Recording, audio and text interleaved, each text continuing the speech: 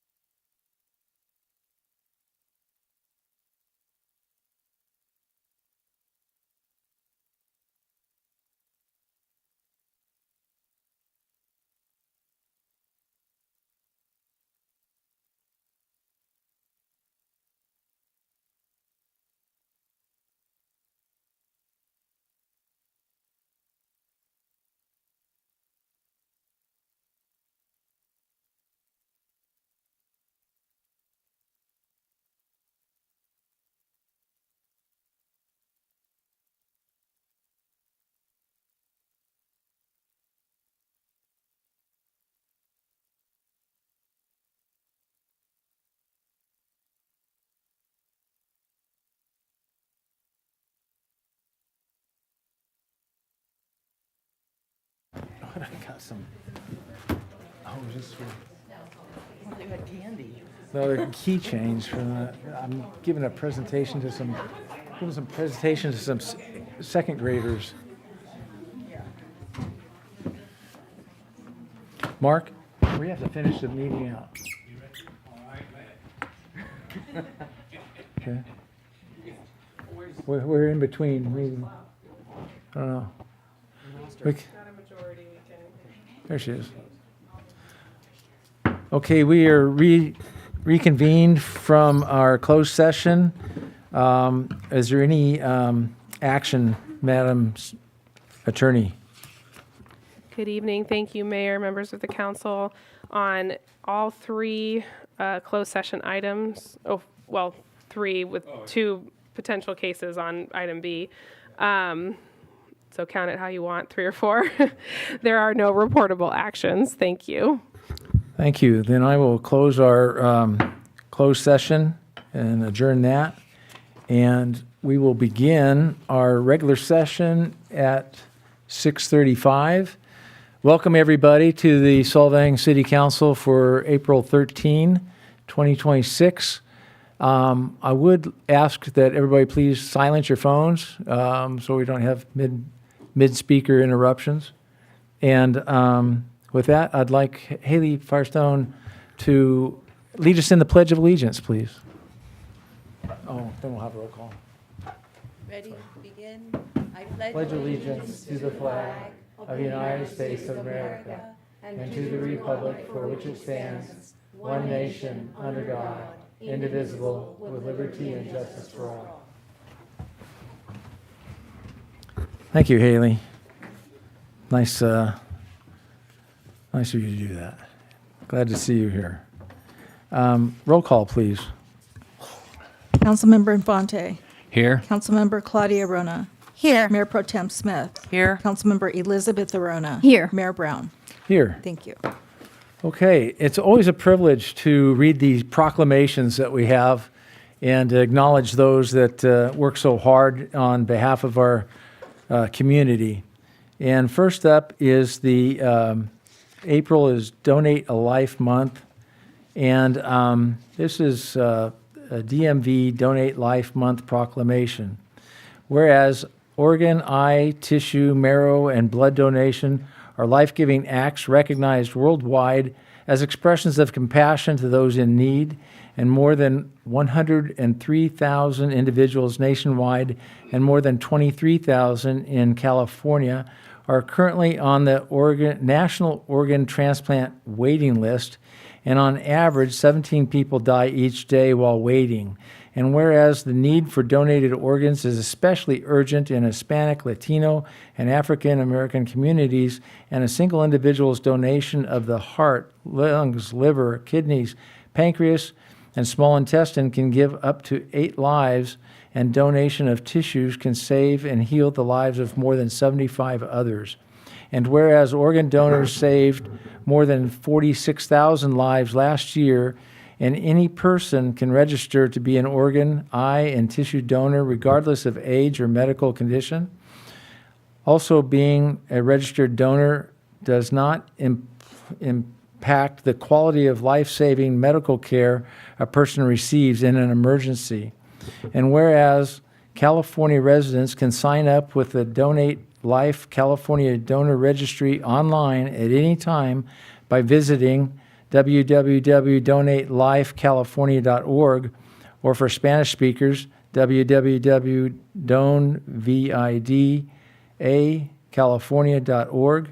And whereas California residents can sign up to be an organ, eye, and tissue donor when applying for or renewing their driver's license or ID cards at the California Department of Motor Vehicles, or California residents interested in saving a life through living kidney donation may visit www.livingdonationcalifornia.org.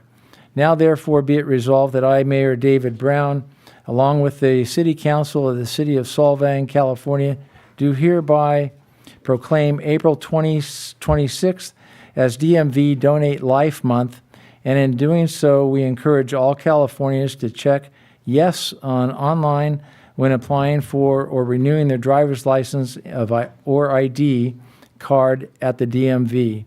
In witness thereof, I have hundu set my hand and have caused the official seal of the city of Solvang, California, to be affixed this 13th day of April 2026. Do we have somebody from Donate a Life to receive this? What's your name? Scott Burns. Thank you, Scott Burns. And I'll say, I have the little pink card on my driver's license that says I'll donate. You know, fortunately, the brain, there's nothing there, but you're welcome to it. I do have a big heart, and you can have it. Okay? Ah. I will make a couple of small, short comments, using the mic to be different. Thank you, Mayor, for this, and the City Council. This proclamation will go in about 2 weeks down to a run walk down in Los Angeles, where there'll be about 20,000 people watching this or seeing this as they go by doing their annual walk run. So it's being very well, it'll be noticed. And then after that, it'll end up in Solvang, and hopefully when you're there, you might be able to see it on the wall. And hopefully you won't be waiting there a long time, because now at the DMVs, everything is so much quicker than it used to be, which is great. A couple of quick comments. In Santa Barbara, there are 189 people currently on the waiting list as of last month for a donated organ. And you don't know when it'll happen or how it'll happen. I ended up with my kidney almost 11 years ago. A lady who was a nurse at Cottage Hospital fell suddenly in her gym, collapsed. They thought it was a stroke. It turned out to be a brain aneurysm. I ended up with one of her kidneys. She donated her other kidney, her liver, her lungs, and her heart. So 5 people were able to donate, and she had a pink dot on her driver's license. So I'm one of the very few people that go to the DMV and thank them for being my heroes. So that's a good sign. Wanted to make one more thing. Yes, 98% of the people that sign up for organ donation do it at the DMV, so make it a point to do that, or you can do it online also. Thank you very much, and if any of you guys have questions, I'm sure you can track me down through staff, and I'm very able to help answer any questions on organ donations. Thank you. Thank you very much. Okay, next we have another proclamation. It's a little more disturbing, and I hope it resonates well, though. This is a Child Abuse and Sexual Assault Awareness and Prevention Month. Whereas child abuse and sexual assault are serious community issues that require collective action to prevent and address, and individuals of all racial, cultural, and economic backgrounds can fall victim to sexual violence, which has a profound and lasting impact on survivors and the entire community. And whereas statistics highlight the urgency of prevention, as 1 in 6 boys and 1 in 4 girls will experience sexual assault before the age of 18, emphasizing the need for education, awareness, and intervention. And in North County, Child Welfare Services received 3,927 cases for investigation, underscoring the prevalence of child abuse and the need for continued efforts to protect children, strengthen families, and support survivors. And whereas emotional and physical scars resulting from sexual violence and abuse can have lifelong effects, making it essential for communities to come together to educate, support, and advocate for survivors while challenging harmful attitudes and behaviors that enable abuse. And whereas effective prevention programs succeed through strong partnerships among social service agencies, schools, youth organizations, faith communities, civic groups, law enforcement, businesses, and residents, demonstrating that prevention is possible. Whereas increasing education, awareness, and community engagement plays a vital role in preventing child abuse and sexual violence, while recognizing the resilience of survivors and the dedication of professionals, volunteers, and advocates who work tirelessly to support them. Now therefore be it resolved that I, Mayor David Brown, along with the City Council of City of Solvang, California, do hereby proclaim April 2026 as Child Abuse Awareness and Prevention Month, and in doing so, I call upon all citizens, community agencies, faith organizations, medical professionals, and businesses to deepen their commitment to preventing child abuse, dispelling myths about sexual violence, and strengthening the safety and well-being of our community. In witnesses thereof, I have undue set my hand and have caused the official seal of the City of Solvang, California, to be affixed this 13th day of April 2026. And we have a person to accept that tonight. And what's your name? Sabrina Sabrina. Thank you. Oh, and John. thank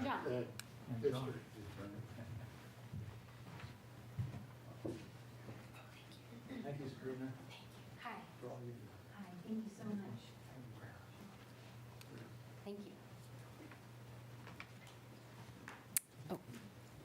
Oh. Okay.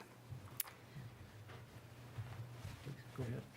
Good evening, Mayor Brown and members of the City Council. My name is Sabrina Ross. I'm the Associate Director of the North County Rape Crisis and Child Protection Center. Thank you for recognizing and honoring our work with these proclamations, recognizing Sexual Assault Awareness Month and Child Abuse Prevention Month.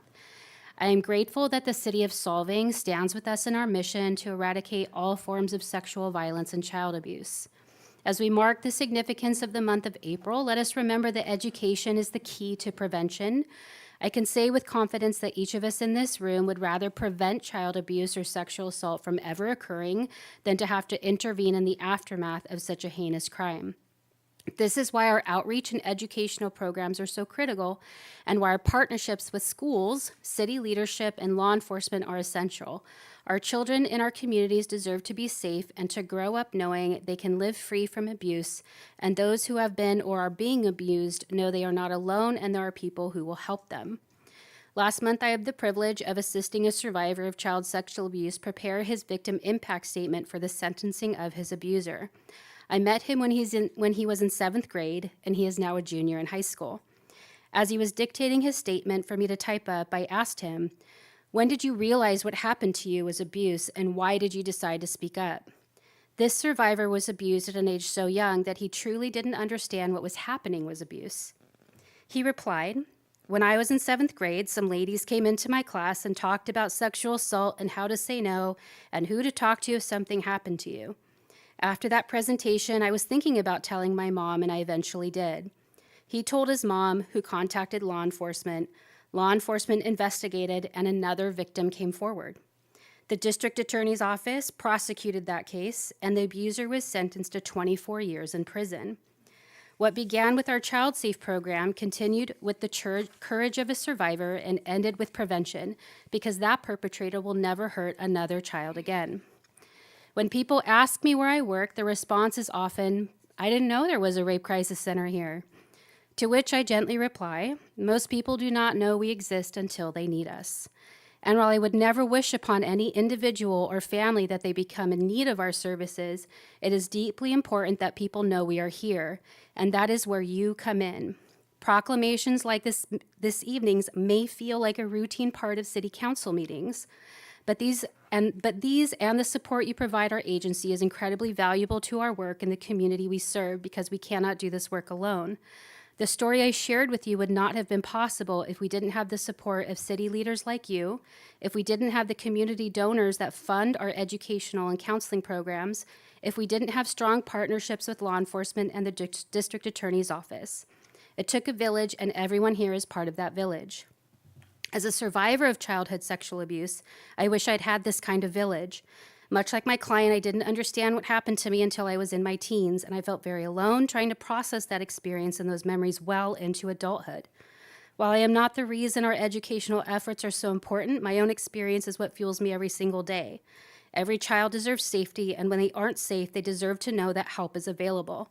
No child and no adult should ever have to suffer in silence. As we continue this fight against sexual violence and child abuse, we need you, our city council leaders, to be our ambassadors, to carry the message that education and awareness are not optional. They are vital to building a safe and healthy community. Mayor Brown and members of the City Council, Thank you for your ongoing commitment to the safety of your city. And thank you again for this honor and for being our steadfast partners in our work. Thank you. Mayor Brown, members of the council, just briefly, with me also are several members of our victim witness support staff, really the angels of the criminal justice system who provide the victims not only with support, with services, with guidance, but they allow us to give the victims a voice. In preparation for budget, I was looking at stats from last year, and unfortunately in Santa Barbara County, child sexual abuse is up 19%. We have 19% more open cases involving child sexual abuse this year than we did last year. And it is a topic nobody wants to talk about, or even think about, or even imagine. But the more aware we are, the more we can identify. The more our mandatory reporters are educated, the more likely they will be able to intercede, either at an early stage or before serious abuse occurs.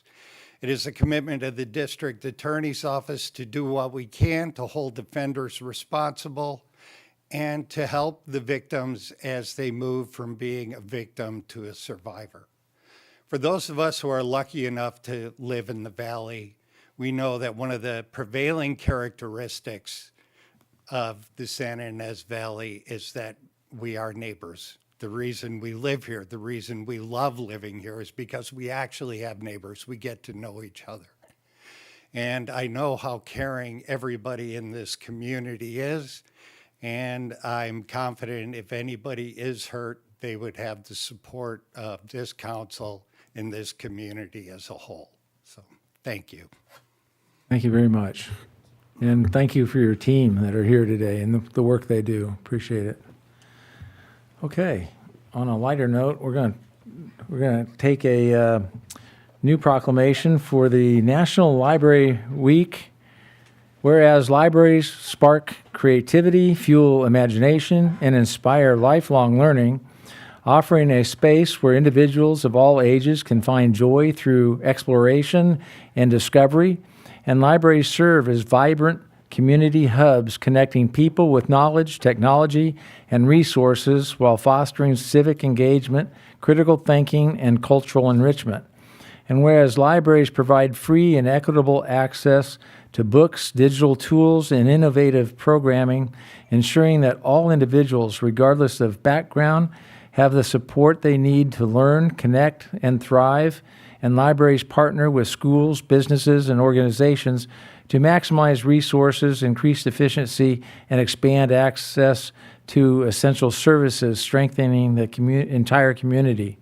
And whereas libraries empower job seekers, entrepreneurs, and lifelong learners by providing access to resources, training, and opportunities that support career growth and economic success. Libraries nurture young minds through story times, STEM programs, literacy initiatives, fostering curiosity and love of learning that last a lifetime. Libraries protect the right to read, think, and explore without censorship, standing as champions of intellectual freedom and free expression. And whereas dedicated librarians and library workers provide welcome spaces that inspire discovery, collaboration, and creativity for all, and librarians, and library workers across the country are joining together to celebrate National Library Week under the theme, Find Your Joy. Now, therefore, be it resolved that I, Mayor David Brown, along with the City Council of the City of Solvang, California, do hereby proclaim April 19th to the 25th, 2026 as National Library Week. During this week, I encourage all residents to visit their library, explore its resources, and celebrate all the ways that libraries help our community find joy. In witnesses thereof, I have unto set my hand and have caused the official seal of the City of Solvang, California, to be affixed this 13th day of April, 2026. And we have who today? Oh, our librarian. Ooh, the boss is here.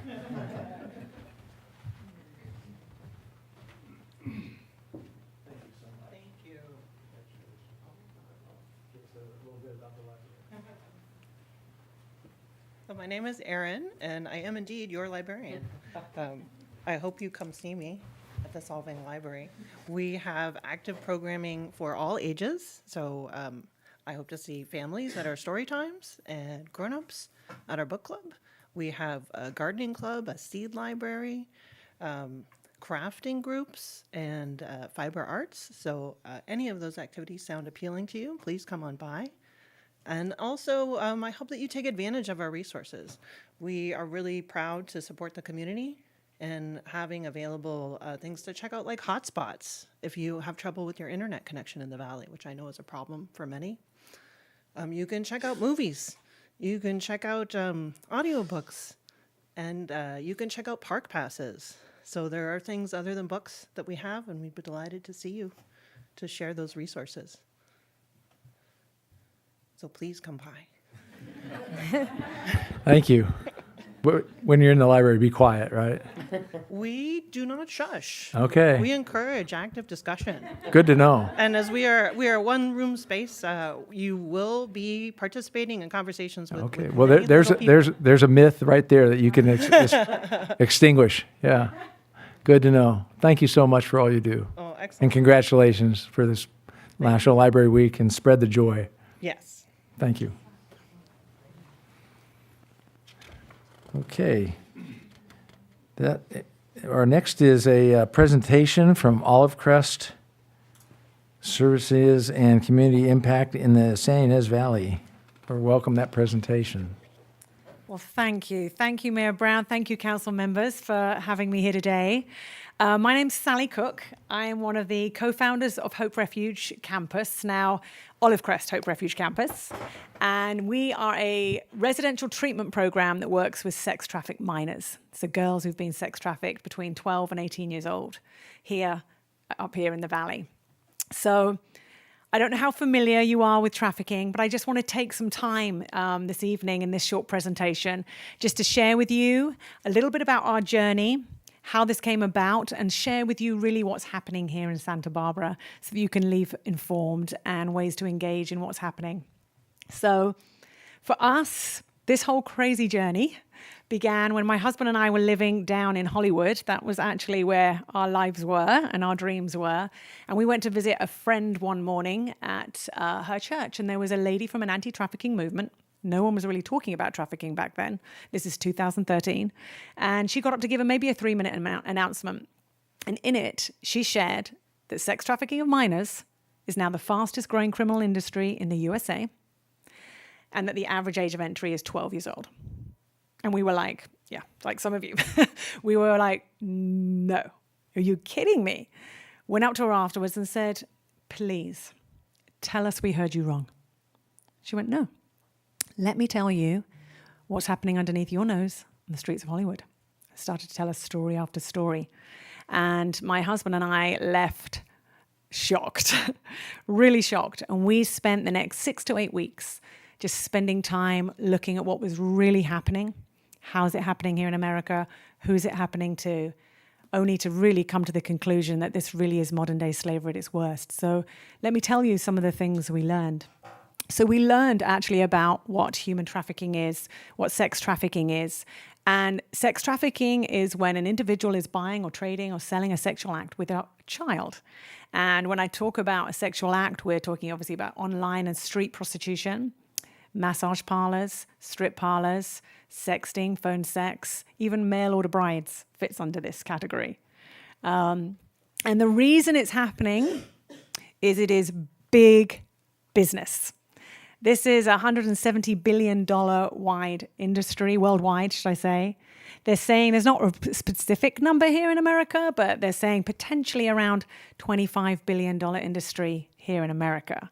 So that is why we have a supply. We have a demand, basically, here in America now. And there is a trafficker or pimp who's ready to exploit that and create, fill that need. And obviously, it's our children who are the victims. So we learned about this and we were totally shocked. And we learned a few things. So we learned how it was happening. very different to possibly how it's happening overseas and how you may have in your mind if overseas where a child is just taken. Here in America, the primary way in which it's happening is a process called grooming. And this grooming process is a very seductive, manipulative process where our teenagers are, particularly vulnerable teenagers, are exploited for their vulnerabilities. So let me give you an example of one of the girls who came to Hope Refuge. She actually moved into Ventura from out of town. So she was a 14-year-old girl who was looking for friends.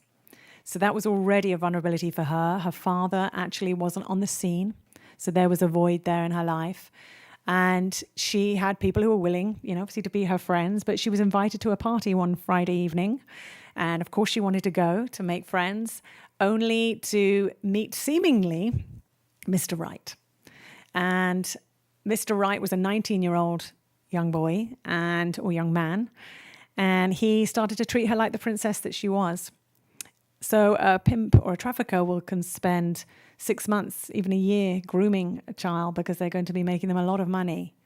And for this young lady, it was about 7 months that she was in this relationship, and he got her hair done and her nails done and took her out to events and got her clothes, got her the phone that she really wanted that her mother couldn't afford, and was starting to really fill the needs, really meet the needs. And he had actually introduced her to some risky behavior with drugs that often fits in this category. And then after about 7 months, he said to her, "Honey, I am so sorry. I've got myself into some real trouble and I owe some money. And I'm hoping you can help me out because you are beautiful. You're stunning. And there's a way we can make some money and sort this problem out overnight.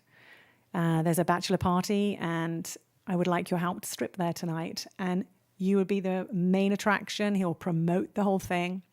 And of course, she doesn't want to. But like you were just hearing here about sexual abuse, 85% of victims have sexual abuse in the background. So money, sex, and authority is all warped anyway. So when he says, "But if you love me," she does. So she steps over the mark that night, and she was then brought into more force, fraud, and some beatings, and made to do things that she didn't want to do. And this is very difficult for us to understand. Well, then, why did she stay? I mean, clearly he's not Mr. Right. Well, if you just put yourself in her shoes, she just wants back this love, the seemingly perfect love that she had yesterday. Remember, he spent 6 months, 7 months he spent grooming this child. And so what she feels is she doesn't see herself as a victim. It's shrouded with shame. And so she continues this, and the pimp will continue to play on that as well. And like, we're making this money for you and I to go over to Hawaii, and we're going to be spending this life together. And, you're making a lot of money. How else are you going to make this kind of money? And so before these girls know it, they find themselves in situations they don't want to be. And the crazy thing, because of this grooming process, they don't see themselves as a victim. They do not identify as a victim. And because they don't identify as a victim, they just think they're bad girls who've made some really bad choices and got themselves into a bad situation. So that masks this even further. The authorities and those on the front lines or in schools working with the kids is finding it very hard to identify. So we learned about this. We learned about people, girls and boys, getting caught up in the entertainment industry in this kind of crime as well. And there are those who get snatched, but they're few and far between. Why have someone who you're taking when you could have someone voluntary there? So this really is big business. And so once we realized what was really going on here in America, we just determined we're in. We want to be in. We want to be part of the solution. And very quickly, once we put our hands up and just dived in with the nonprofit that was there, very, very quickly we learned down in Los Angeles, there was a big event, and they were informing everybody at the time that there are only 100 beds in all of America to serve this population.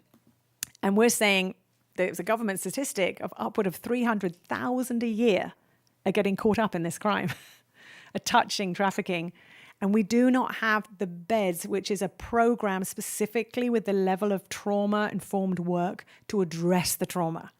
So they're ending up in all the wrong places. They're either acting out and they're ending up in juvenile hall.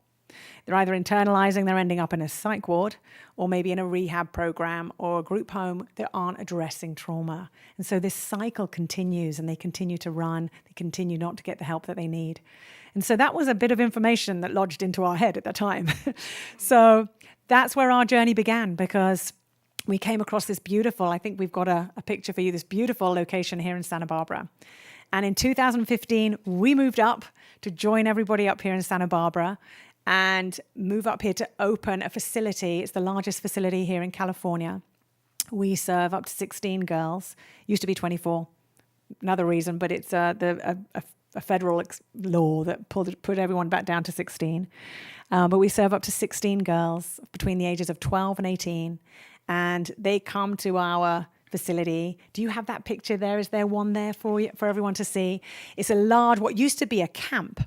And this camp was a bit run down. So we spent several years with everybody in the community pulling this back together and creating something that, there it is, yeah. Creating a facility where girls could really find refuge. And we're very remote. Part of the advantage of it is we're remote. So they don't run and they stay long enough to actually decompress and get the help that they need. We have a school on site. They have individual counseling, group counseling. We have survivor leaders who come and work with them. And we've been working closely with the DA's office and the Human Trafficking Task Force. We're leaders in that too. And actually, if you bring up the next slide, you'll see some statistics of what's happening here in Santa Barbara. So this is just some statistics taken from law enforcement cases only. So what's happening with law enforcement and the district attorney's office. So it's just a piece of the pie. But you get to see why Santa Barbara is a problem here. So, but since 2017, there's been 283 investigations, 261 survivors amongst this. And you'll see there that just under 60% are our minors and non-minor dependents under the age of 24. 40% of whom are Santa Barbara residents. So unfortunately, where Santa Barbara is located, we are known as a corridor town. So we are between the highest grossing areas for trafficking, which is Sacramento and San Francisco, San Diego and Los Angeles. And we have a thriving tourist business. And because of that, sex trafficking is alive and well. And so we have a lot of work to do here in Santa Barbara. There's a lot of organizations. I think there's 24 organizations, I think, working with the District Attorney's Task Force, trying to create a whole continuum of care to go after this crime. But one of the biggest things Santa Barbara realized they needed back in 2014 with the study was a program with the level of care that we're doing. And so we opened in 2020. We've served nearly 100 girls to date, and they are amazing, resilient young ladies. And we encourage you, if you want to, we would love Councilman member Louise is going to be coming up for a tour, and we encourage you to come and see the place. It's very unique. It's 200 acres. But the girls are amazing, and 75% of them now who are going through our education program, we partner with Trivium, a school in town. They have individualized learning whilst they're going through the program. 75% of them are graduating high school whilst they're with us in the program. And so they really are opening up other opportunities for them for the future. So I know that's a lot of information for you all. It's exciting to see actually what is happening now with the girls, and there's boys obviously in this crime as well. But here you have a video, and it's of one of our girls sharing her story. Are you able to play that? And then if there's any Q&A, I'm happy to take any questions. We won't play that today, but I can send that to you. So sorry. We should have. No worries, not at all, not a problem.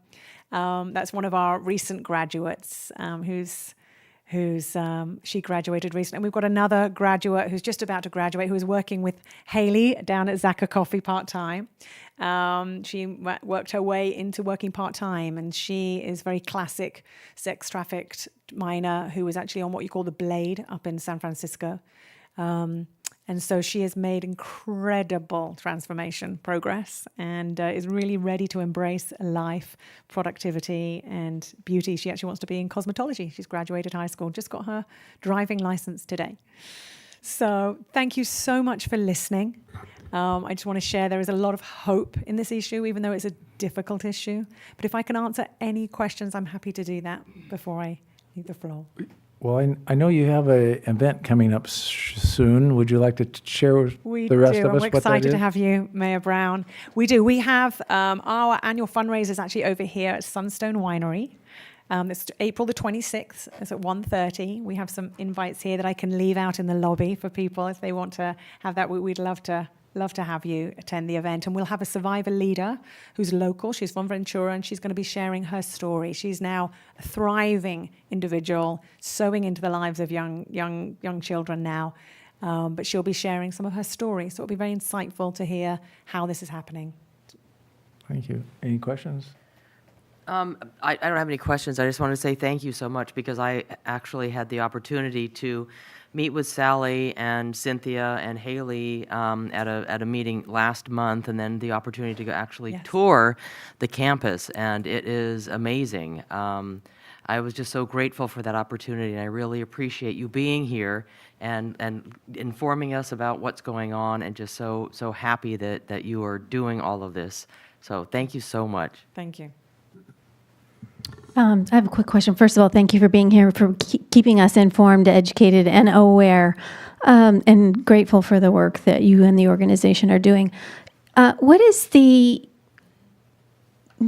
are the typical outcomes, and do you metric when the girls decide, or when they're ready and do decide to leave, and their success rates? Yes, we do. We do. Actually, the moment they arrive, they go through an initial assessment that everything's planned from there. So they all track at different rates. Some are there for, we just had someone who's graduated after 15 months, but our average is about 8 to 10 months. And then we have an alumni program. So you have those they're all going to have the challenge when they leave of staying away from the life because it's something they're being lured into. But we just had a graduate who came back and shared with a group of donors and supporters after being away for 2 years. She's now a teaching assistant down in San Diego, and she was sharing what that journey was like. So we have about 60% success rate right now through our program, which is incredible. These are girls who don't stay anywhere very long. So they are thriving when they choose to stay for a month. First month is the difficult month. That's the month we're going to want to run. But because we're remote, they get the opportunity to decompress, and they start bonding with adults and other children, and that's when they really embrace the program. So, yeah, we've got a lot. I mean, 89% functional improvement throughout the program, which is amazing. Thank you. Well, applaud you for all you do and being a solution to this tragic problem that we have. Thank you so much Thank you, Mayor Brown. for all you do. Okay, thank you for that presentation. We'll move on to number 3, public communications. Would you read that into the? Oh, is this for the presentation? Excuse me, I'm out of order. We have a comment from Dr. Cynthia Matthews regarding the Olive Crest presentation. Mayor, City Council. Today I'm here not to bump heads on development or anything else. This is very important to my heart.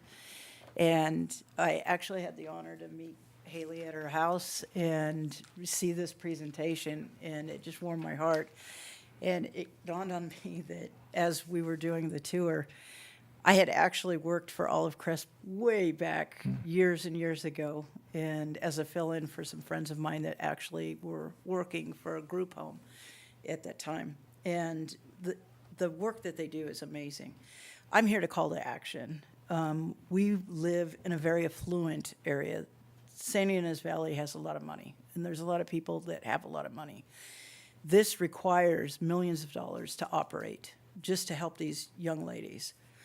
And so I would encourage anybody here and that's watching this to attend Hope Shines at Sunstone Winery. And as Sally had indicated, it's Sunday, April 26th at 1:30.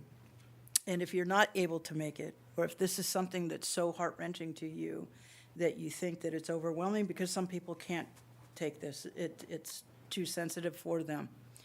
Their annual operating cost is over $5 million. Their capital improvement is $1.5 million. And so this takes a lot.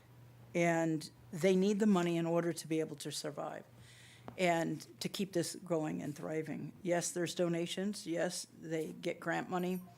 But it also takes the village to help these people. And so what I'm asking people to do, please seek this out. Help them. They need the money. Please go and talk to them. Talk to Haley Firestone. You can go to Zaka Coffee and request to talk to her. She's on the board. She's there all the time. And she's very knowledgeable about this. And this is something very important for all of us, because our daughters, our nieces, our nephews, our sons are actually targeted with this. And as we know by the Epstein files that have been brought to light, this is something that's been very prevalent, but it's been swept under the rug because of many powerful people involved with this. And so I'm asking, please, that you write your checkbook, get your checkbooks out, go online, look them up, and please donate. And if you have any questions, as I said before, go online. There's a questionnaire you can ask, take the tour, and you can go to Zaka Coffee. And many of you have stopped me in the streets before. Dr. Cynthia Matthews stopped me in because this is very important. I'd love to have coffee with you and explain more. Thank you very much. Thank you very much. Okay. I'm sorry, that was on one of the slips for communication, so I apologize, I misstepped there.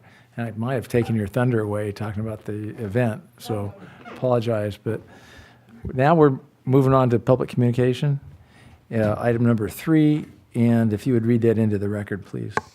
At this time, you may address the council on items not on the agenda and on consent. Time limit is 3 minutes, and we will start with in-person public comments first. I don't have any speaker slips, so is there anybody here that didn't fill one out that wants to speak? Is anybody online? Any hands up? Wow, for this many people, it's easy. Okay, we will close it then to public communications. Moving on to city manager's report and advance calendar. Mr. City Manager, Mr. Murphy. Yeah, thank you, Mr. Mayor and Council. A couple of short announcements tonight. May 16th, which is, 5 weeks from now, on Saturday, it will be the next community cleanup day over here in Lot 5. And need to be a city resident and a customer of Waste Management in order to be able to drop things off there. The other thing I wanted to announce is a lot of interest in the community about the survey, the Friedenborg Canyon survey that was just done. And I thought we were going to be able to get it on the agenda in April, but it looks like it will be on the May 11th agenda. A couple items in the advanced Mr. Murphy, calendar. sorry, pardon me. Can we close that door, please? Thank you. I want to give you full attention. Thank you. A couple of items on the advanced calendar. We hope to be able to bring a contract for the website design at the next council meeting. Also, have notice to council and the community that we intend to apply for a loan through USDA at the next meeting. Solvang Landscape Lighting District annual assessment is working its way through the process and should be at the next meeting. May 11th will be a proclamation in appreciation of National Public Works Week. So we'll be recognizing our public works staff during that meeting. And obviously we're getting deep into the budget process. So several of the next meetings will have budget related items on them. And that's all I have for now. Thank you. Any questions of the city manager? Okay, I think you're going to get off there easy too. So we'll move on to item 5, if you'd read that into the record, please. Government Code Section 53232.3D, AKA AB 1234, and Government Code Section 84308, AKA SB 1439, report out, Ex parte communications, council comments, requests. Thank you. Any requests? We'll start with this end of the room. Turn this thing on. A couple of things. I went to the Chamber of Commerce meeting at Fitzpatrick's, and the mayor was there as well. I went over the weekend to the San Ynez Valley Home and Build Showcase over at Vets Hall, which was a fascinating environment to get a chance to look at all those contractors that work with upgrading your house and doing things of that nature. Interesting, very, very well done session. On an off note, different note, I guess I should say, I'm a member of the Library Advisory Committee for the county. And I think I reported before that there was going to be a reduction in the budget because of the county budget problems, and they were going to reduce it by 4%. And they wanted a letter signed by everybody on the Library Advisory Committee. And I signed for Solvang, being the Solvang representative to that committee. So that letter is now out. I won't read it to you, but excuse me. Basically saying that we understand that there's going to be a 4% reduction. We can live with that. We want to help support the county, and we will find other ways to increase our funding. So I wanted to let everybody know that letter has been produced, signed by everybody, and will be going to the county. Thank you very much. Thank you. Mr. Ronan. Yes, over the week I had the pleasure of hosting Pigakuret. Pigakuret is the National Danish Girls Choir.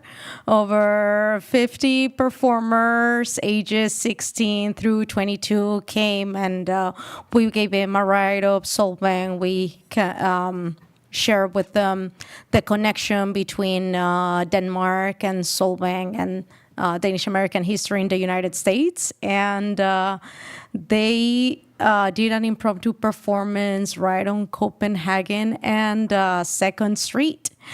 They didn't have much time, but they stopped on their busy tour with the Danish String Quartet.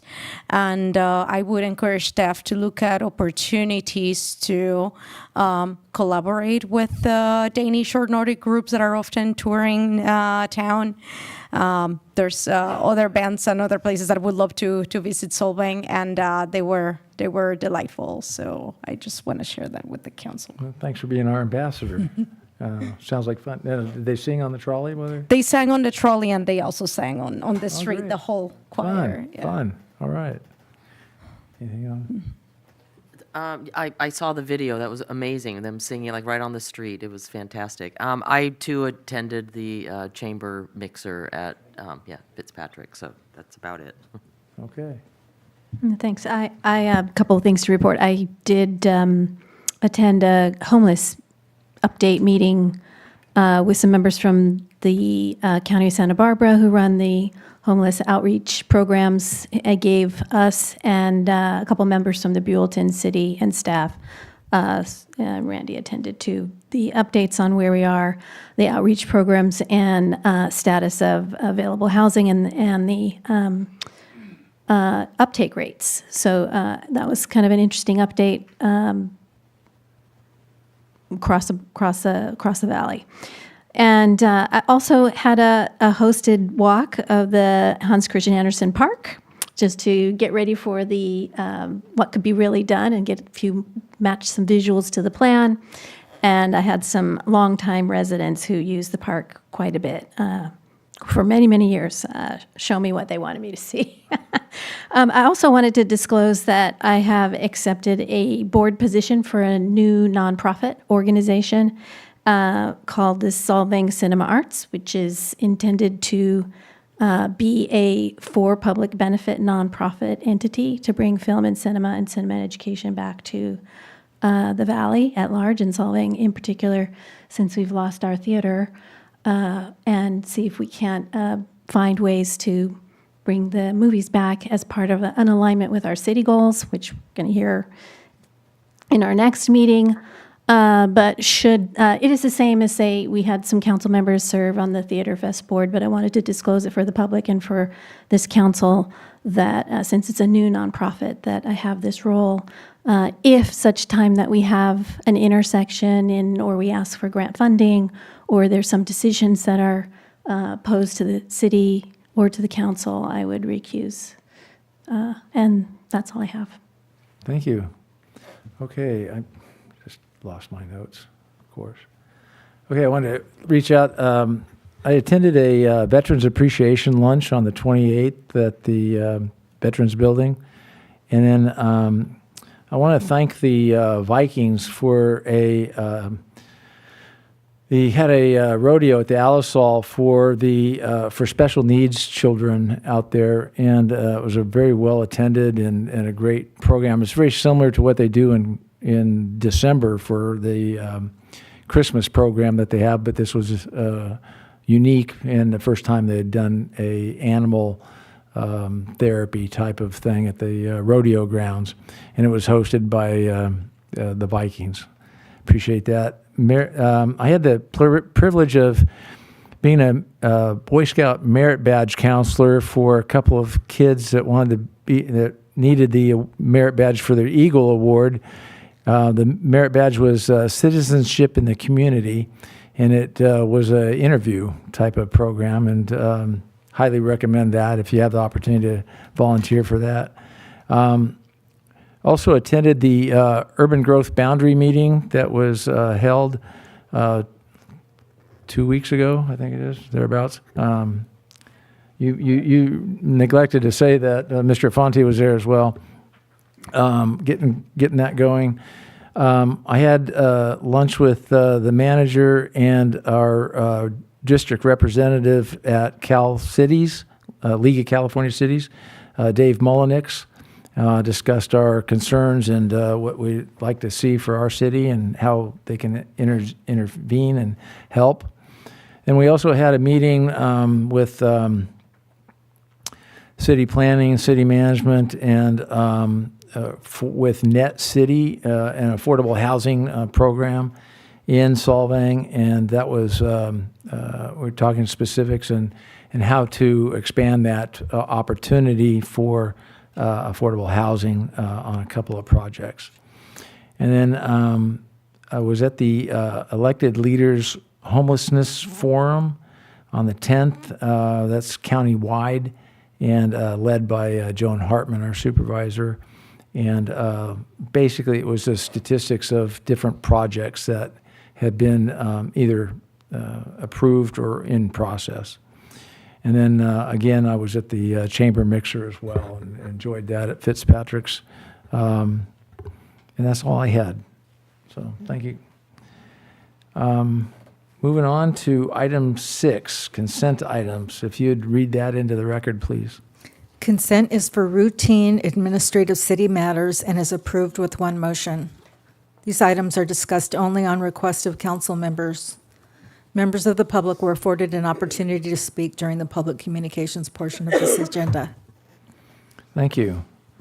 Are there any concerns or modifications to the consent agenda? If not, I'd accept a motion to approve. I'll make a motion to approve consent agenda as presented. I'll second.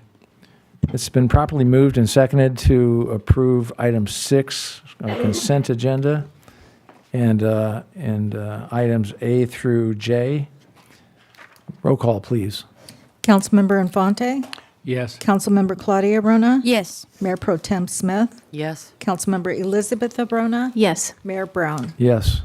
Thank you. Motion passes 5-0. Okay. We are moving on to items 8. There are no public hearings tonight, so we'll move straight to discussion items. If you'd read item 8A into our record, please. 2025 Annual Housing Report, General Plan Report. Thank you. A staff report from our one and only Raphael Appreciate it, Mr. Mayor. Good evening, Mayor and council members. So we're going to do a very brief presentation for you this evening to our annual general plan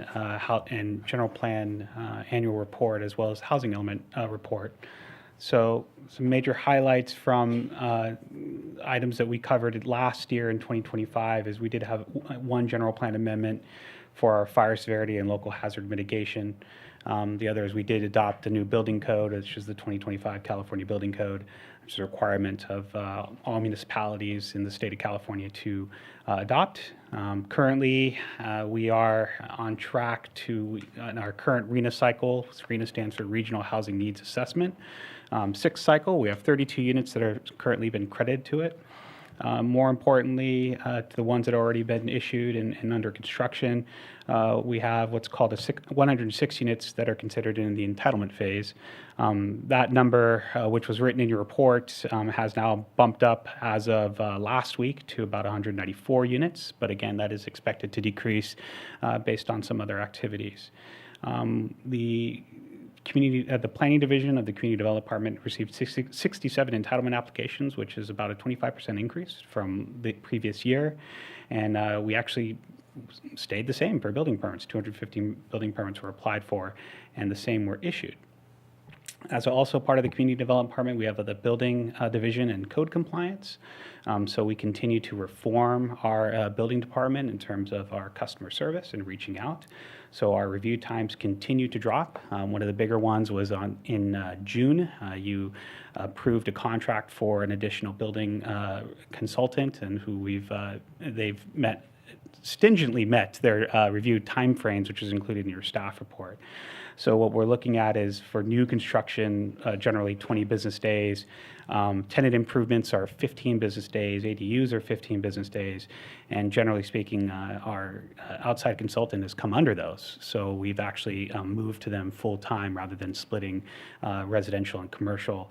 And they've been instrumental. They've also helped us implement a use of what's called preliminary comment reviews. So if an applicant asks, or if a project comes along that's been deemed pretty vital to the community, whether it's for additional hotel tax or a new business that's going in, we'll ask for a preliminary review that gets done, and they're provided comments out, so that reduces the amount of plan checks that they end up doing. And that's a service that we do as a city. And Four Leaf, our consultant, has been really good about essentially identifying issues very early on and helping our applicants get through that building code process as quickly as possible. From the code compliance portion, we did have an increase in code cases in 2025. That's good or bad, but at least the word is out that we are doing code compliance, and we are following up on cases. And we continue to ask for voluntary compliance approach versus fines. And so we diligently work with our folks that are in the code compliance system. And as noted in your staff report, a majority of our open cases are related to building permit issues. And a few of them are flipping into being removed from code compliance due to new state laws and other amnesty programs that were recently created. So again, the report is split up in sort of two arenas. The first one is the general plan, which contains goals and policies of growth and development for the city over the next 20 years. And it is a document that is a policy document. And then really what implements that is our zoning regulations, development agreements, capital improvement projects, public outreach initiatives, et cetera. And as you seen earlier, we do make adjustments from time to time as required, usually by state law, or if we see something in the general plan that doesn't necessarily jive with the way direction the city is going, we will amend our general plan from time to time. We will actually be getting some new general plan amendments in the horizon due to new state laws, particularly those regarding circulation of truck traffic, as well as some new safety element requirements that are coming down the pipeline. And so again, we're closely monitoring that from the community development standpoint, working with our partners at Cal Cities to review legislation as it comes along and see how it affects us and how that affects our workflow for the future year. So moving on to the housing discussion. So as I mentioned earlier, we are currently on the 6th cycle of RHNA, or Regional Housing Needs Assessment. And so we are required to plan for approximately 191 units. That's our target goal. So what that means when we say we're hitting our RENA numbers means that you as a city council has implemented an action plan, which included adopting your housing element, adopting various programs to reduce barriers for housing development. So those were major reforms that were done under the zoning ordinance revisions done in 2024 and implemented last year, as well as rezones of specific sites. Those are sites C, D, and B. And so that 191 is that goal that we got to try to hit up until 2031. And so, as I mentioned early in the presentation, currently through 2025, we have permitted 32 units. And so we are beginning to look a little bit more deep in how we were assigned these ADU units, which was using the ABAG model, or the Bay Area Association of Governments, or Association of Bay Area Council of Governments. And so they distributed a percentage based on the size of the ADUs. So what we're doing now is taking those percentages and taking credit for very low and moderate income housing units based on the sizes. So essentially, we are now doing we had 2 very low units, and that's because those are JADUs based on size. And so we'll continue to use this ABAG method as they're refining that model this year. They're going to release that to us. And actually, SBCAG, in working with the county and their presentations, really shed light onto this methodology. So we're going to take the credit. We're doing stuff without really doing much. But again, a lot of this is generated from the private side and property owners making that initiative. So as far as the housing pipeline and production, there is a major change from last year. And so the table at the top notes that major change is that 670 Alamo Pintado, that actually dropped off. That was a project that actually began in 2020, was entitled in 2022. The applicant had a 3-year time frame and applied for an extension and applied for some revisions. But due to the economy, mainly materials and construction, the proposed project really didn't pencil out, and simply because that project really relied on parking underground, which is a significant expense. So as you can see, that project disappeared, which caused our pipeline to lower. The applicant will be returning sometime in the next couple years to re-entitle a new project, reworking it as a townhouse project versus condos, but we don't know that exact number yet. The Alamo Pintado apartments, or Wildwood, that's still in play at 100 units. But again, that's currently on pause. The developers ask us to pause that for CEQA review as they work through issues with the neighbors and potential settlement with them. Frederick Square Adaptive Reuse, that's a new one that popped up at the end of December. That's hopefully going to go to the Planning Commission in June.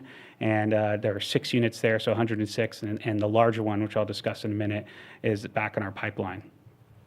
So as far as future projects, I did mention the Alamo Pintado apartments in Wildwood. That is on hold. We are really awaiting that applicant to tell us to either go on the project that was submitted or potentially submit a new project. We don't know where they're at with that. Alisol Cellars is currently working on a nightclub for a conditional use permit. And we had an extremely productive meeting about 6 weeks ago. They had clear direction what needed to get done, so we're hoping that they come back in the next couple weeks, and again, also go to Planning Commission and start their renovations, which are pretty minor there, to greenlight a nightclub for live music. And then First Street is a tentative parcel condo conversion that's currently being worked on. The Alisol Guest Ranch Event Facility, or what's known as the Alisol Event Barn, recently submitted last week. Again, we're trying to, knowing that this is a pretty critical project for the city in terms of, and for the Alisol Ranch, trying to fast track that as we can. So trying to do a simultaneous environmental review while we're doing a review for completeness. And it's a really great project, and we're hoping to bring the design portion of it to the DRC in May. Again, trying to give them a lot more answers up front and get that path of entitlement in a lot quicker pace. Frederick Square Adaptive Reuse, we unfortunately had to deem that one incomplete today, but working with utilities and the applicant to quickly get some answers that they're looking for and then get back on the docket. And then Alisal Glen Apartments, that's actually the larger one. That is the site D that was rezoned near Glen Way and off of Alisal Road.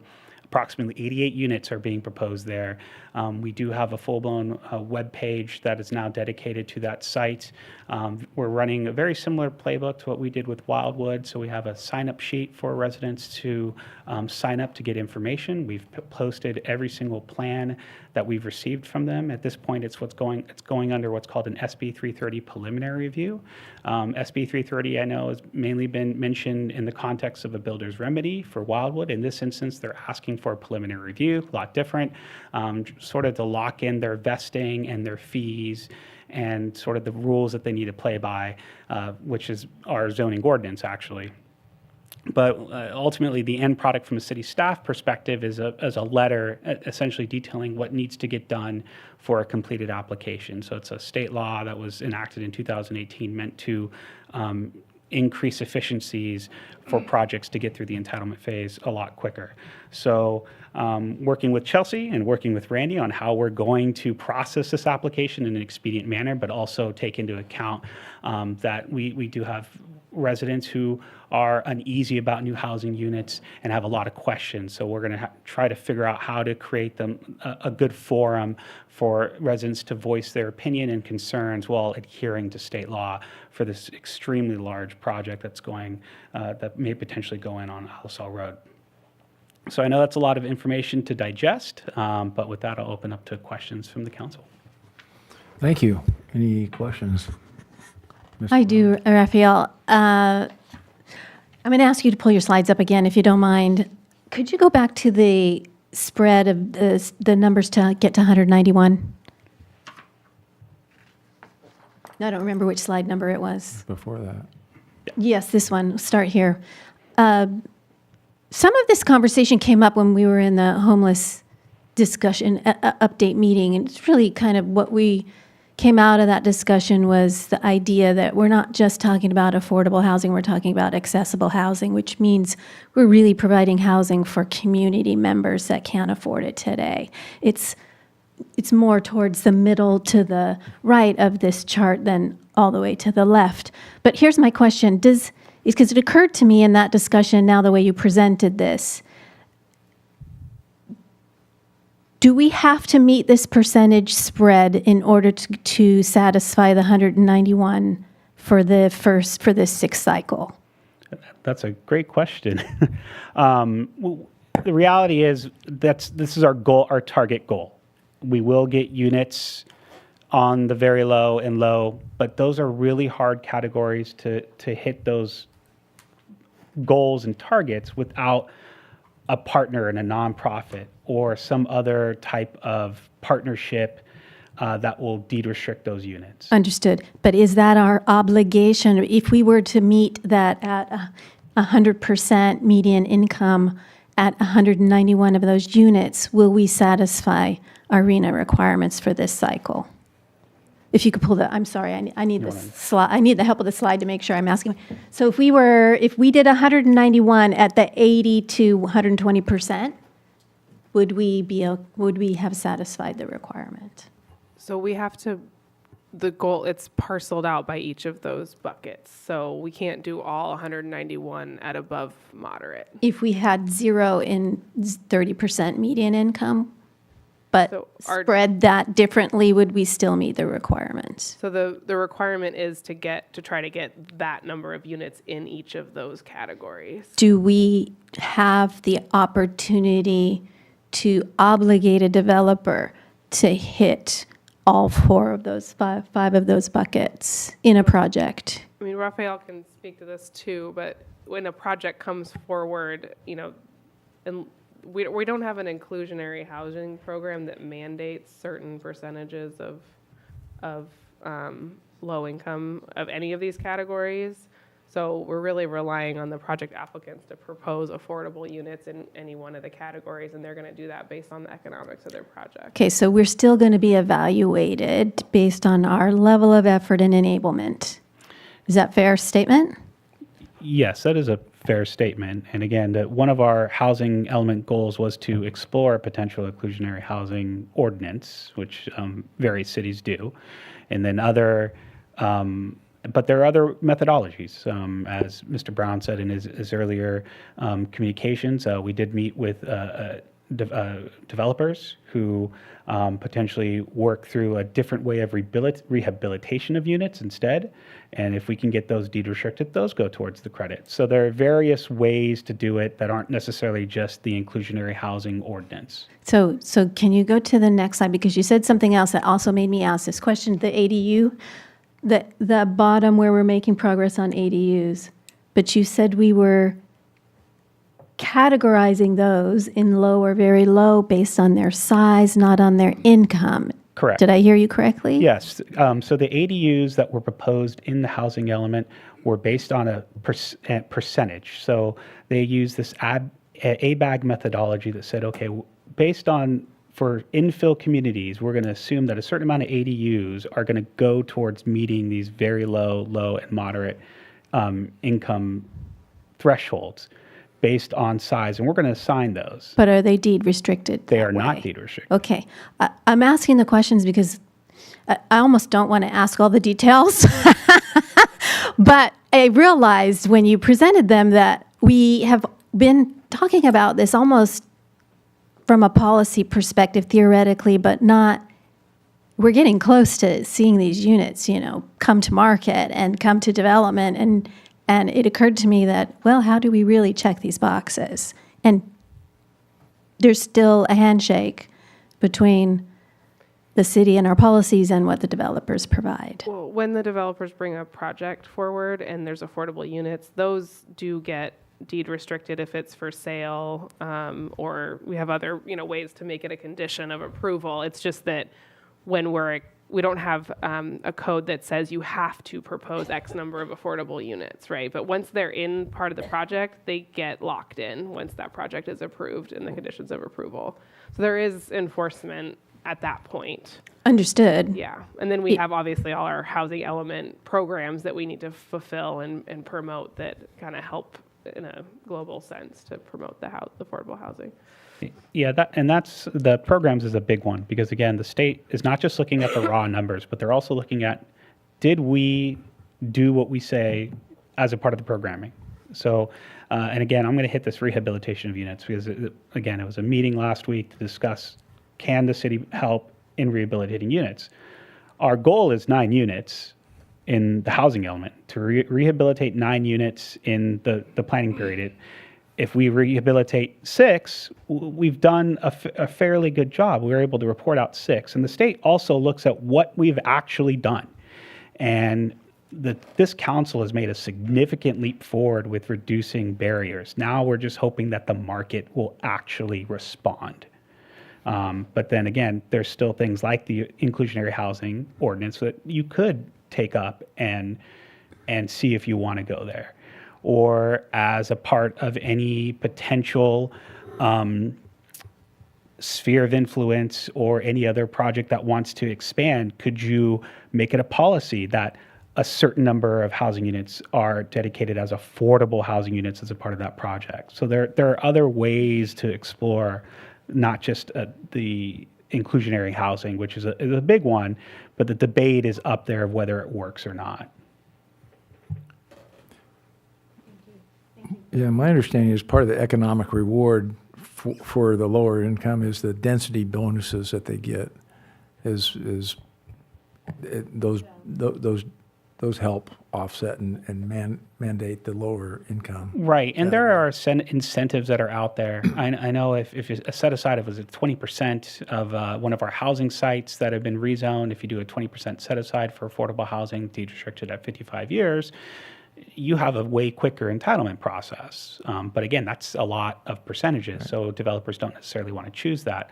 There is the density bonus that's out there, and certain developers, would rather use the density bonus. And then again, we alleviate some of our zoning regs, and in exchange, we get those units that are deed restricted at 55 years. I had a question. Any others? I had a quick question on that 191 on the RENA. Was that 91 was the target with the cushion, correct? No, there's an additional cushion that's built in. So Above the 191? yeah, just Okay. 200 and Okay. give or take. Yeah, that's with the cushion. Thank you. I wanted to make sure. But again, We we've knew done that our the- we've done our rezones, and the market has kind of responded already. Wildwood has already submitted an application. Site D has now submitted a preliminary app, and the Viborg site, it's on the market, and there's been actually interest from a couple of developers to pick that up and do a different housing product there. So whether it comes to fruition is a different story, but those are 3 rezone sites that we did, and very controversially, but as you can see, that they've moved forward, or they're moving forward in the process. Thank you. I'm going to now open it up to public comment. I don't have any slips, but is there anybody in the room or on Zoom that would like to speak to this subject? Got a hand up from who? John? Yes. Please go ahead. I just want to point out that on the slide that gives the spread for the 191 units, that math does not add up. It adds up to 181 units. So I wonder where the other 10 units are. Oh, thank you. Do you have that answer for him? I'll need to verify the math one more time against our housing element, because this is where it's coming from. So Thank you, let me know. John, for bringing that to our attention. Can we get back to you with that? Sure. Thank you, sir. Any other comments? All right. Then we'll close it for public comment.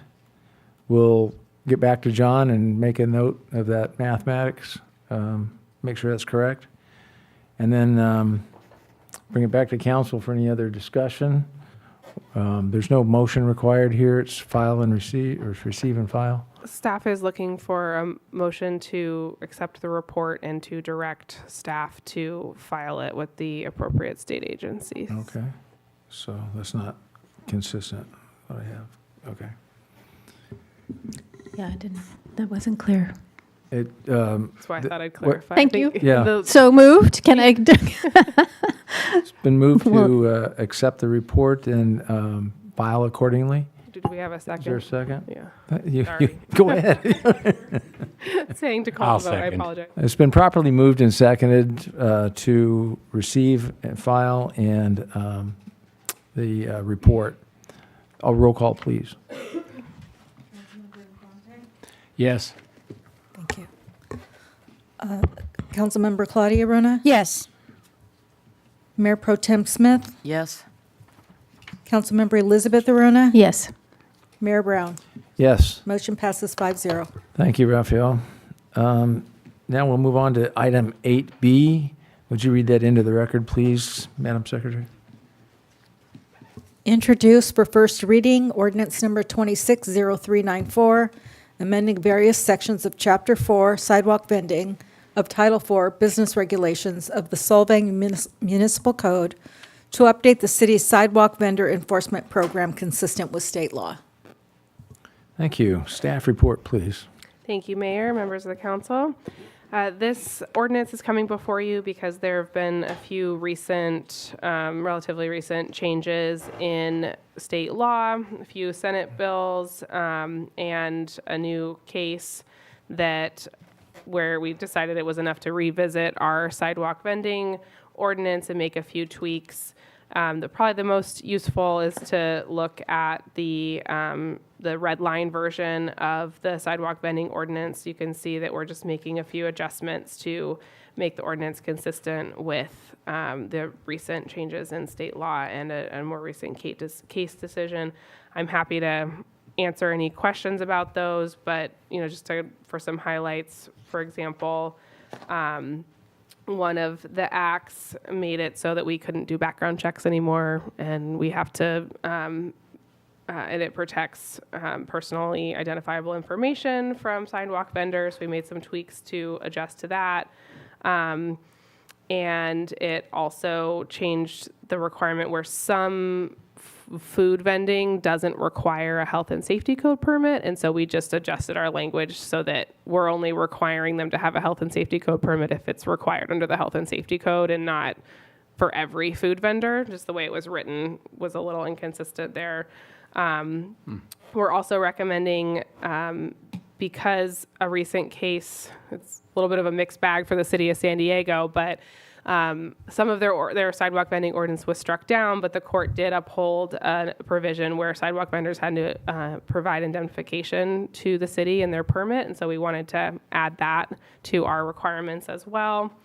And then, we've been continuing to monitor and try to see what enforcement tools we can use. I mean, SB 946, which was enacted quite a few years ago now, severely limited cities and localities enforcement tools available to address any sidewalk vendors. Basically, we have administrative fines, and we can't impose criminal violations for violating a sidewalk vending ordinance. And we've just continued to evaluate that, and made some more adjustments to our ordinance in light of this recent case on the city of San Diego's sidewalk vending ordinance. But, part of this is we're tracking what the county's doing. The county seems to be taking a little bit more of aggressive stance and still impounding sidewalk vendor carts based on this case coming out of the city of San Diego. We do not recommend and did not add anything to allow for impoundment of carts, because from our assessment, that's inconsistent with state law. So those are kind of the big buckets of the updates, but happy to answer any questions if you all have any. Yeah, I'd like to make it real simple. I like simple. What are we trying to solve by this thing? What are we trying to solve and maintain, and what is the solution that you're proposing? So currently, we have a requirement that if you're going to sell wares as a sidewalk vendor, so think somebody pushing a cart, selling, or even just setting up a cart on the sidewalk and selling fruit, or even non-food items, they have to get a permit through the city to do that, and we have certain criteria they have to follow. All of that is sort of dictated by state law, which was SB 946. There's been two more recent laws that have modified the requirements related to that type of enterprise, and so we had to make adjustments to our code to be consistent with those changes in state law. And then there's one court case that came out on this that gave us insight into how the court is interpreting that state law, and we've made some adjustments to our code to be in line with that decision as well, to be push where we can with requiring indemnification to be more protective of the city, but also making sure that our enforcement tools are in line with state law so that we're able to actually enforce the ordinance that we have. Okay. Yeah. And how would this interact for video production, or you going up down the street with a video camera or something like that that's on our sidewalks, and maybe that's a separate permit all in and of its own. But what about religious church groups or on sidewalks with material and easels and things of that nature? And then what about musicians who open up their guitar case or violin case and play a tune on the corner of the street? How's that? Just for example, share with me the resolution to those things. So things that are, going to be more free speech related, like, for example, your religious example, I think, that's probably going to be in its own category. Certainly, you don't have to get a sidewalk vending permit to, go and exhibit your right to free speech in the public space. As far as busking, we're actually looking into how that overlaps with the current sidewalk vending ordinance. So we try to decide if we need a separate provision for that or if we can wrap it up. What did you call it?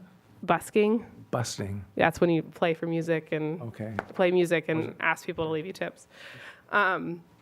So we're looking into that actually. So I don't have an answer for you on how that overlaps right now, but because we could have that regulated separately, or we could have them get a sidewalk vending permit. I do have a question, Chelsea, just a quick one, or hopefully it's quick. So I understand that we're basically aligning our ordinance with current state changes, but not yet changing our code to the county's new definitions and changing, because that's in motion. Is that correct? So the county is doing their own adjustments to their sidewalk vending ordinance, and we've been kind of monitoring that. They do have a different set of authority in the sense that they implement the health and safety code permit part of this, and so they have a little bit more authority to impound carts, because you can still impound if you have a health and safety code violation, but as the city, we're not enforcing that, so we can't do that part. There is going to be a little disconnect between what the county can do and what we can Okay, do. that's good clarity, because I kind of, reading this, I assumed we were going to inherit what the county ordinances, because they issue all the health codes, or health permits, don't they? Right, and I so- assumed there was a nesting, that it would be state, county, city. And in that sense, yes, because we're adjusting what we require for our local sidewalk vending permit application to align with the county requirements for health and safety permits for food sales. Where I think we're going to differ is the county as an enforcement tool still uses impoundment, but as a city, I don't think we have the authority to do that under the Okay, state law. I understand. So thank you for clarifying that Absolutely. point. Good But questions. So then I have questions about the definition of what is truly a sidewalk vendor. And just to be clear, we would only be having this conversation if someone is transacting, as opposed to, like, let's say we've had this conversation. Let's say a restaurant gets overloaded, they get slammed, they comply with our sidewalk ordinance, but in order to keep their customers happy, they start to hand out donuts or some Danish. Can they do that? Yeah, that's No different. charge. Yeah, that's not. So it's only for truly transacting? Yeah, and this is separate too from someone who has a brick and mortar location and then they're selling their stuff on the sidewalk. Because they have a kitchen. We assume they have a kitchen. Is that correct? And so sidewalk vending is more than just food sales. It could be, somebody walking through selling keychains or something like that. It's somebody who's conducting commercial activity not associated with a brick and mortar business, like not out in front of their business essentially, and they're moving around or setting up a temporary sale location. But yeah, if somebody's just handing out flyers, that's a different thing, and that's kind of their free speech. So there is a kind of an exemption if you have someone who has an operation, a brick and mortar operation within 25 feet of their transaction. I would have to go back and look to see. It says it, Okay, yeah. thank you. It I says haven't read that part in a while. I highlighted it because I was like, okay, well, Yeah. I just want to categorize what we're talking about. Okay. Because the ordinance that we did just last time, actually, that was on chapter 8-3, where we were talking about, that our public right-of-way and queuing and soliciting like out your right in front of your business, that's a separate category than these sidewalk vendors that are setting up a temporary location to sell, or they're moving while they're selling and pushing a cart. It's not separate from selling your brick and mortar stuff, like selling from a brick and mortar outside in front of your business. Okay. Mr. Fong? I have another question. So it's still, according to state law, you cannot outlaw these kinds of vendors, correct? You can only regulate them. Yeah, it's very frustrating. I remember when these first came up, when the legislature said these cards are culturally significant, you cannot just outlaw them. And it's just seems very frustrating that when we pass this, it seems like a way to encourage or make viable, micro enterprise, but it seems to be always people from out of town that are bringing cards, and it doesn't seem to be benefiting Solvang residents. And it's been frustrating that it seems like environment and health just doesn't have the resources to enforce compliance. All of these cards or temporary restaurants open when there's nobody at the county working. There are logistic challenges when it comes to impounding or enforcing. So it's frustrating. Absolutely. So that raises a question. Does the vendor who's transacting in the city of Solvang require a business certificate? So that ties them to something. At least we have evidence of transaction and obligation for tax, and hopefully tied to a brick and mortar business. Yeah, and we don't seem to have the same issues that other places have. In Santa Barbara, you see it a lot more. You only see a couple of them in Solvang. But just curious, has anybody applied for a permit? Nobody's. Not that I'm aware of at this point. Okay. Yeah, We it's can just funny cite them that. for doing it without a permit. But again, we're limited to administrative fines. And you're hitting the nail on the head. The hard part is you have to get them to give you the information to give them a citation, and they're often not from here, and they're just gone. So it is a very intractable enforcement problem. But yeah, our hands are tied a little bit. The state was very prescriptive in how we're allowed to regulate them. Next, I had Mr. Fonte and then Mr. Murphy. I just had one quick question. If you're not going to impound, what are you going to do? Stand there while they pack up and leave? You can cite them for not having a permit, and you give them an administrative code violation citation. But they're still standing there selling. You can ask them to stop, but we can't take their cart or their materials. Okay, now, question. Let her finish. We just put some more teeth on our code enforcement tools to, make these a misdemeanor. Does that apply to here? We cannot cite them criminally. The state law is very clear on that. Okay, thanks. If Thanks to the legislature. if they're interfering with pedestrian flow. So we can't cite them criminally for No. violating the sidewalk vending ordinance. If they're committing some other crime, we can cite them for that. But again, then we're getting into the issues with citing criminally more generally that we have here. Mr. Murphy? So this is another arrow in the quiver. Our sheriff's department will not enforce, or has not, I guess, in the past, enforced our sidewalk vending stuff because it's not consistent with state law and or county. It can't be more restrictive than whatever the state or county does, but it can be less. Fortunately, we don't have a huge problem with this in Solvang.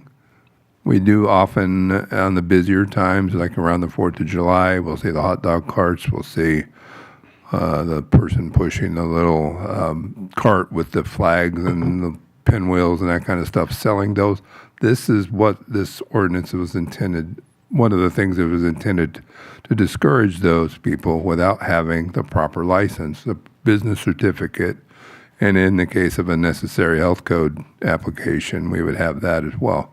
And if they don't, if Jennifer's out there doing her walk around on the weekend and when she sees one of these folks and they don't produce the requisite business certificate, we can get the sheriff to help us enforce that. And typically, a lot of these folks are not going to want the attention of law enforcement, and they will leave once we start that process. A follow-up question. how much does it cost for a license to get that? And then how much is the fine? I believe our business certificate cost is $135 for a year. I don't know the cost for the sidewalk vendor permit off the top of my head, but the fines are set by state law, and it's like $100 for the first violation, and it ups for second and third. It's cheaper to pay the fine. It's basically the same as like an infraction. Less fine. than their cart. Yeah, it's not But expensive. but the problem is that we used to hear in SPCAG is, like you said, they don't have good identification. So write them one and they just throw it in the trash because nobody can find them to pick up on that. Fine. Okay. So in some ways, we're relying on the fact that we're going to say, hey, you need a permit, you need a permit, you need a permit, and hopefully they either get a permit or decide that's not worth their time and they don't want to sell here. So the state has said that we have to allow for it, and here's the rules for how you can regulate it. We've got an ordinance that is following that template, and we monitor it and update it when there are changes in state law. We're trying to, part of the reason why we're adding that indemnification provision is because that's more protective if we get somebody who does apply for the permit, and we're doing what we can to add those protections within the confines of state law. But it is, our hands are kind of tied. So in essence, this is probably as tight as we can get it pegged down with the changes that we're making. Correct. And it's better than what we have today. Correct. I'm going to now open it up to public comment if there are any, or anybody online or like to comment. Okay, I will then close it to public comment and back to the council for finalization and action. Any other comments? It's discouraging to know that it's cheaper to pay the fine than to get the license for it. That's unfortunate.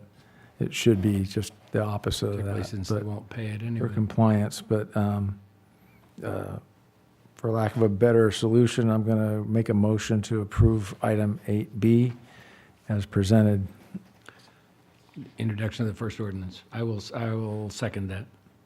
It's been properly moved and seconded to approve item 8B, first reading, and I'll let you read the rest of it, but roll call, please. Councilmember Infante. Yes. Councilmember Claudia Arona. Yes. Mayor Pro Tem Smith. Yes. Councilmember Elizabeth Arona. Yes. Mayor Brown. Yes, Motion passes 5-0. thank you. Okay, we're going to move on to item 8C. Would you read that into the record, please? Discussion and possible action to form an ad hoc committee for the SYVH Aquatic Center Joint Use Agreement and appoint 2 council members. Thank you. Staff report, please.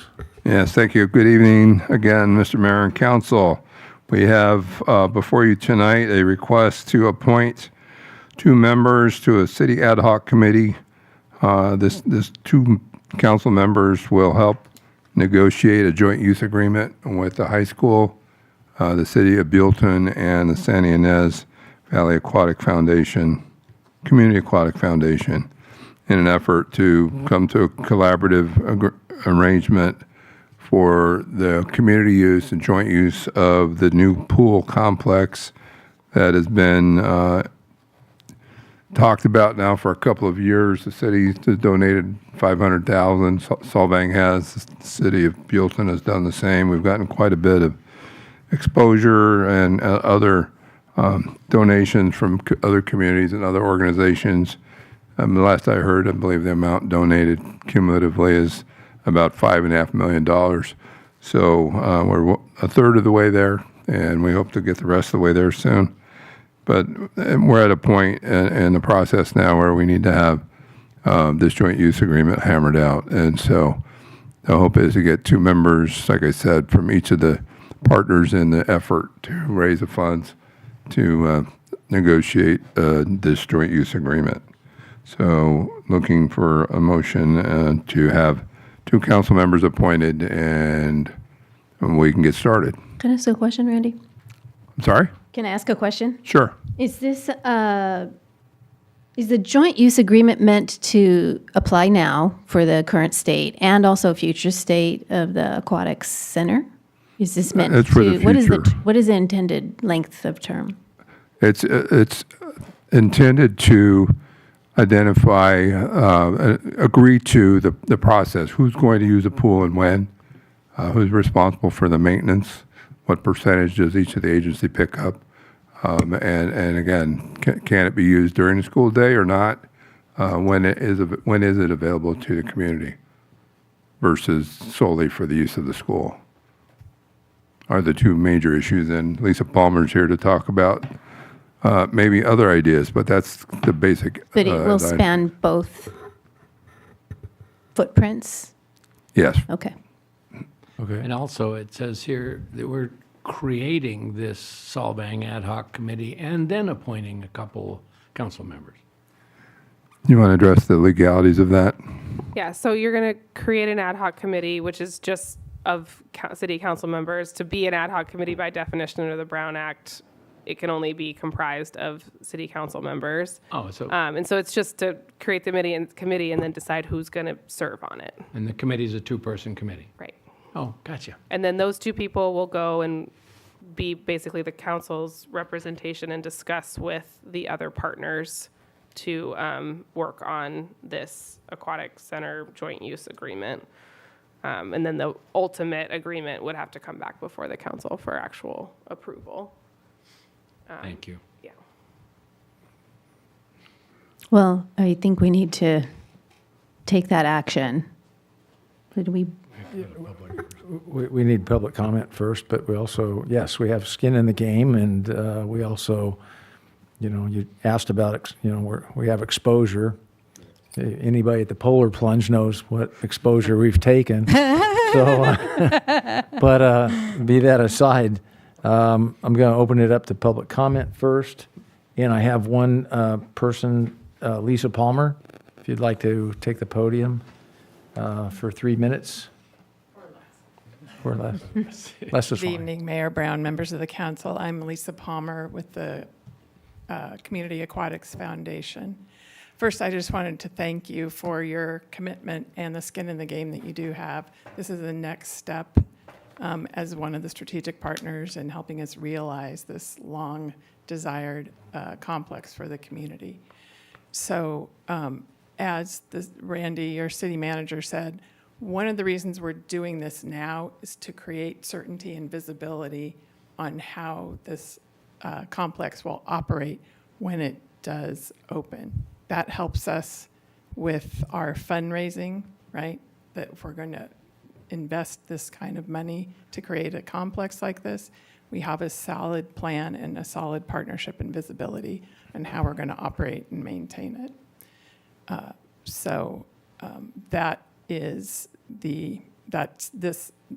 That's why this step is important now. We have that commitment from the district. They'll be identifying their ad hoc committee members at their April 21st meeting.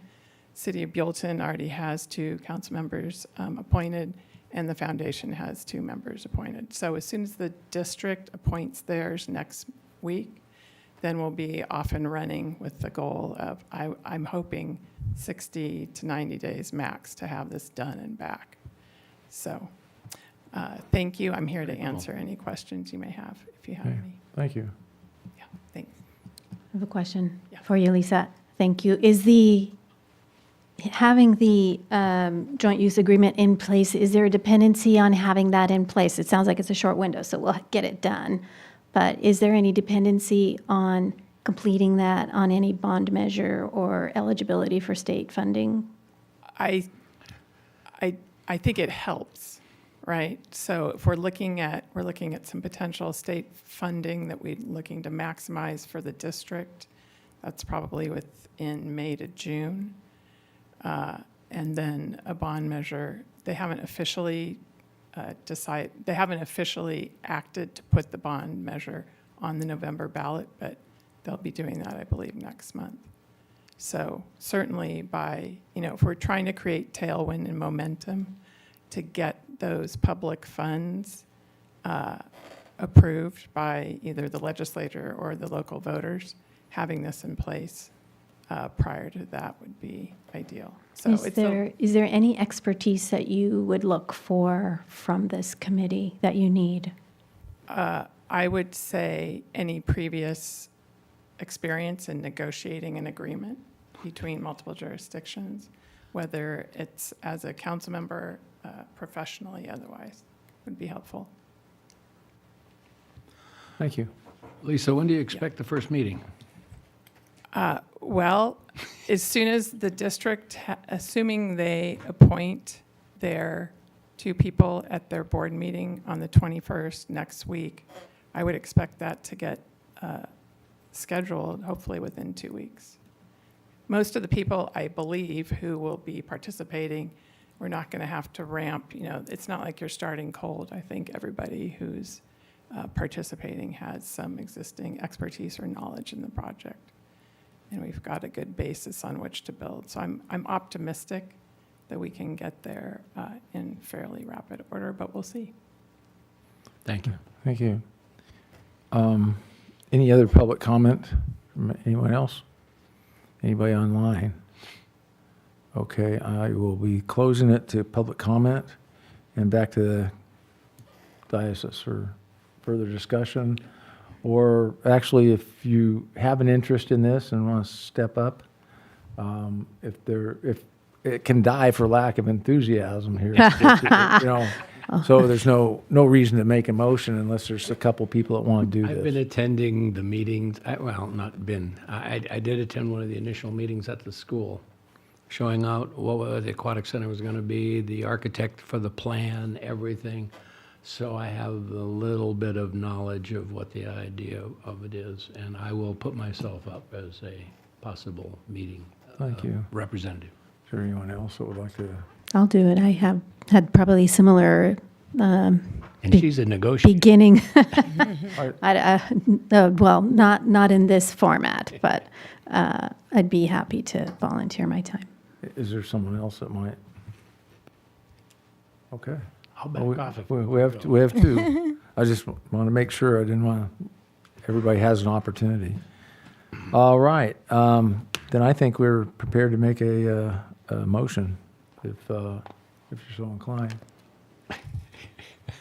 Okay, so I'll move that we create the Solvang Ad Hoc Committee on the San Ynez Valley High School Aquatic Center joint use, appointing Miss Elizabeth Arona and myself, Mark Infanti, to the Ad Hoc Committee.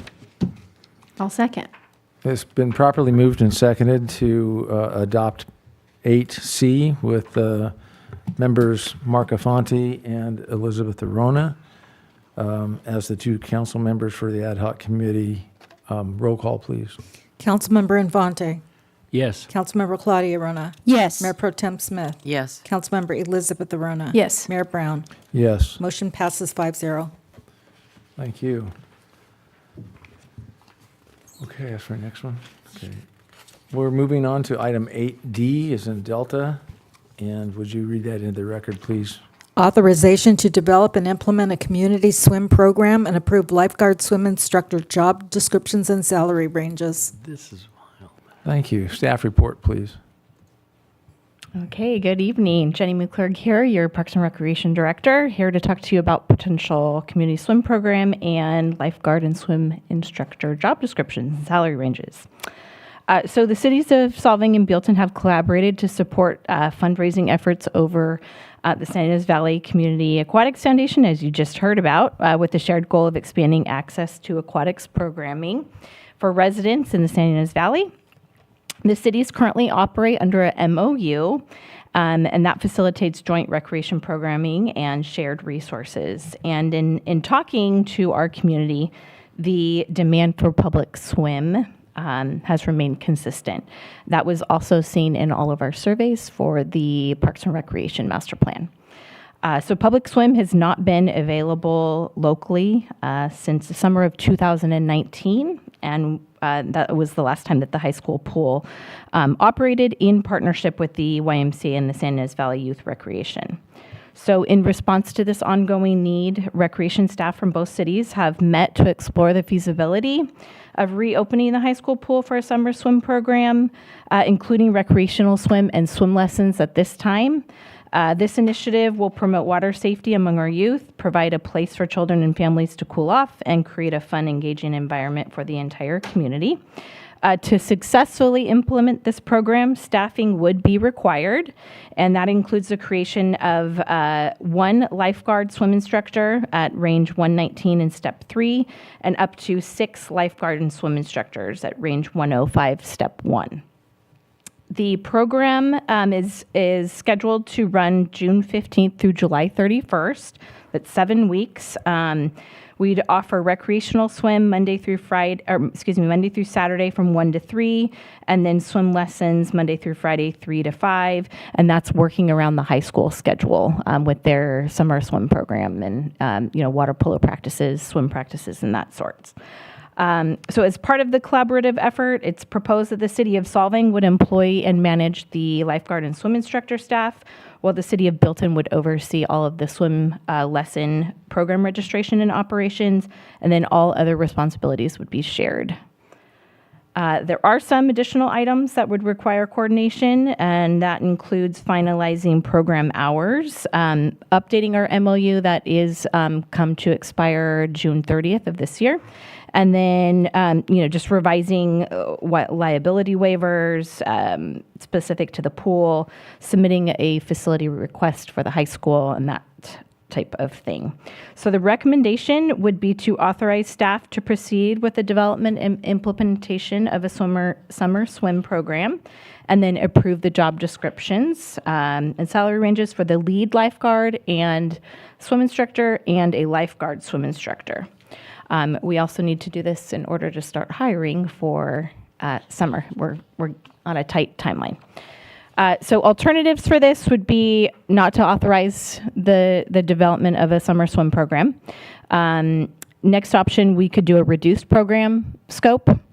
Just not offer as many swim lessons or reduce the amount of time. And then option C would be to delay implementation until additional information is available. The fiscal impact, it's not fully determined at this time. However, most costs would come out of the 26-27 fiscal budget. Anticipated costs right now would be for the personnel, the facility use fees, insurance, training fees, and program supplies. Total costs would be partially offset by participant registration fees, but we don't know at this time. Staff would work with the City of Bilton and the San Ynez Valley Union High School District to refine cost estimates and identify cost-sharing opportunities. And then staff does intend to apply for a grant through San Ynez Valley Youth Recreation. However, that funding is not guaranteed. While we can't guarantee the program will break even or generate a profit, it is important to offer it as a valuable community service. And obviously, the City of Bilton and Solvang would split revenue and expenses for the program. And then any additional budget appropriations, if necessary, can be brought back to the council for consideration. That concludes my report. Are there any questions? Thank you. I have a question. What are your estimated costs? And I know most of it's going to be in personnel. Understand Right. that. Does that include benefits and things of that nature? Are there benefits for part-time? They'd be part-time seasonal, so no Okay, benefits. no benefits, but overall cost would be split 50-50 between Solvang and Bilton, Solvang and correct. Bilton.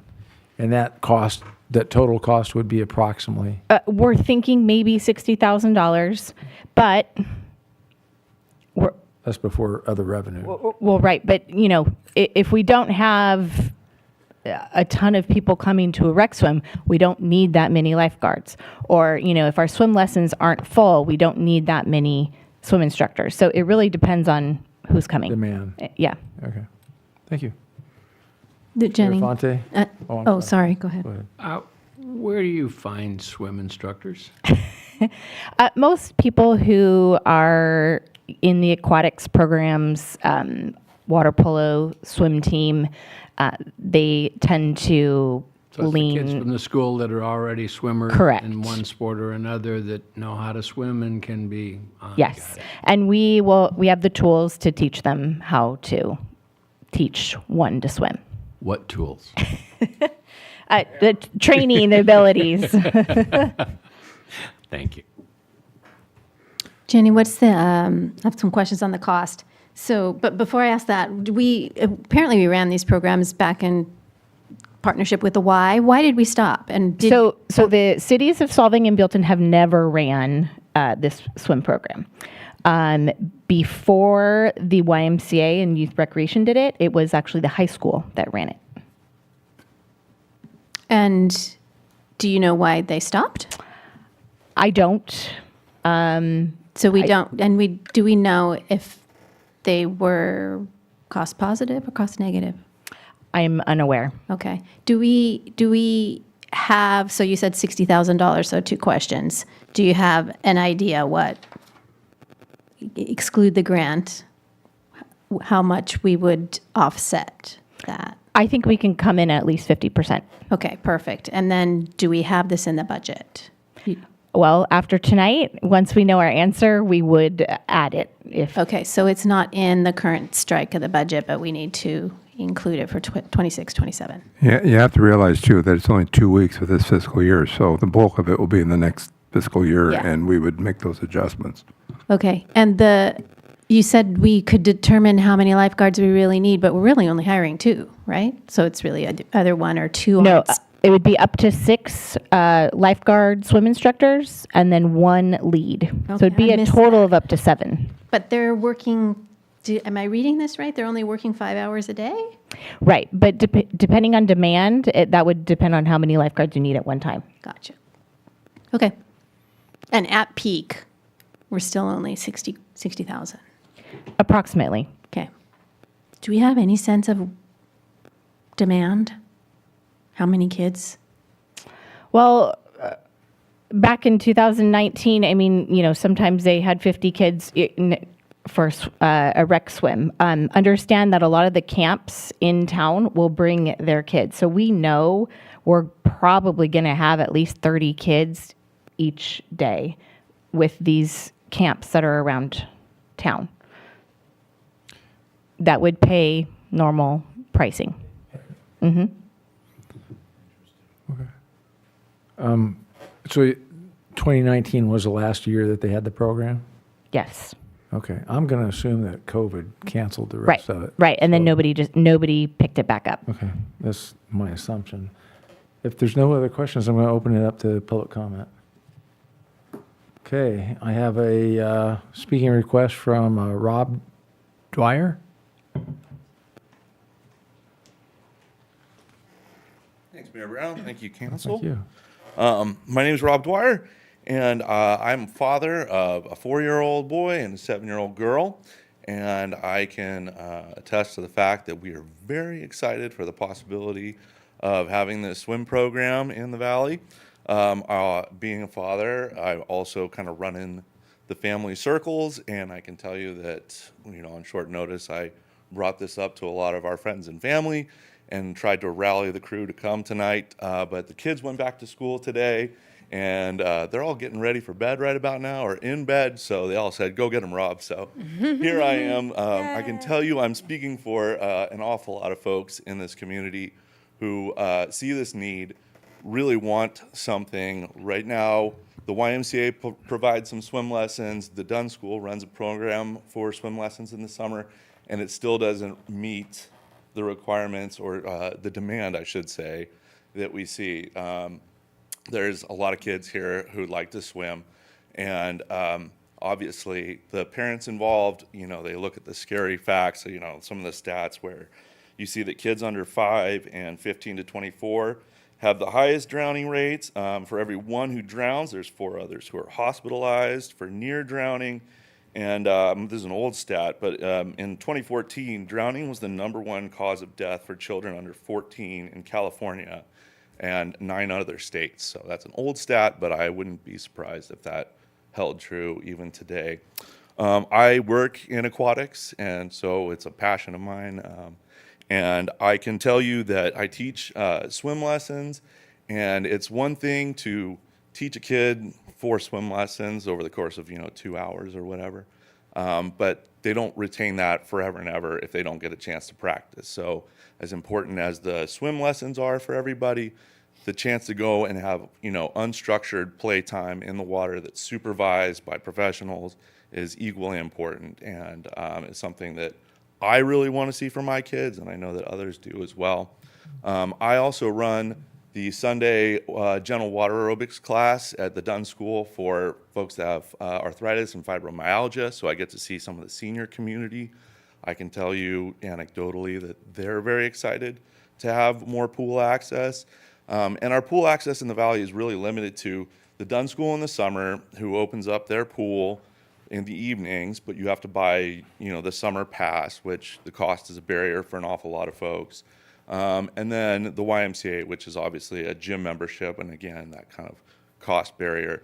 So the idea of having somewhere where you can drop in when it's convenient for you, pay the one-time fee, swim, enjoy your time, and then decide to come back again later, as opposed to having to commit, a large part. So anyway, I am happy to answer questions. I've got a lot of experience in aquatics, but I know my time is up. Thank you. Thank you. Are there any other speakers? Hands up or in the room?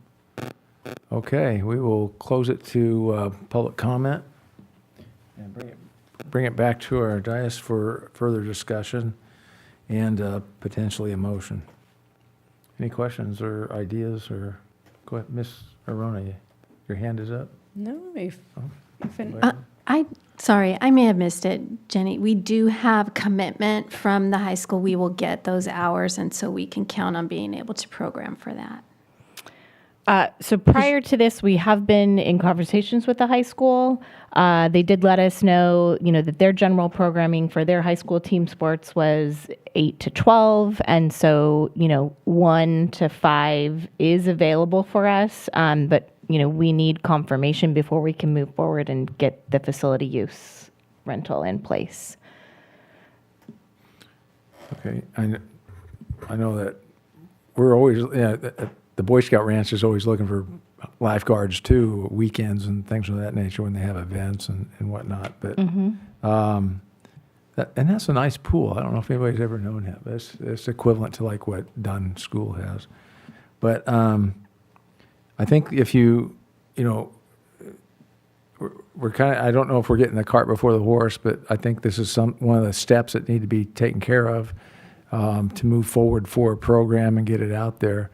And I agree with Rob that there is a pent-up demand for this. But your surveys that you received back, was there anything specific about them or any trend of anything that you saw, either age groups or?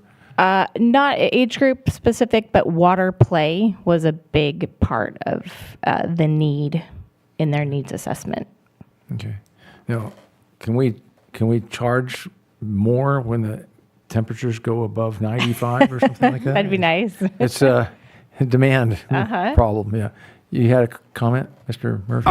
I was just going to point out that obviously this whole discussion we had a few minutes ago about the Aquatic Foundation and the new pool, this is just another way to help the community understand the importance of having a pool. And when they go there and look at the high school pool, it's in pretty sad shape overall. And the idea of getting them excited about the new complex, I think this is good advertising for the additional fundraising. Thank you. Unless there's further discussion, let's take some action. I'll make a motion to approve the lifeguard swimming instructor job descriptions and salary ranges. I'll second. It's been properly moved and seconded. Oh, If I may ask for clarification, yes. is there also interest in authorizing staff to proceed with the development and implementation of a summer swim program? Yes. Yeah, I think it encompasses all of 8D. Would that be a fair statement? Yeah. Yes, okay. It's been properly moved and seconded to approve item 8D. Roll call, please. Councilmember Infante, Yes. Councilmember Claudia Rona. Yes. Mayor Pro Tem Smith. Yes. Councilmember Elizabeth Rona. Yes. Mayor Brown. Yes. Motion passes 5-0.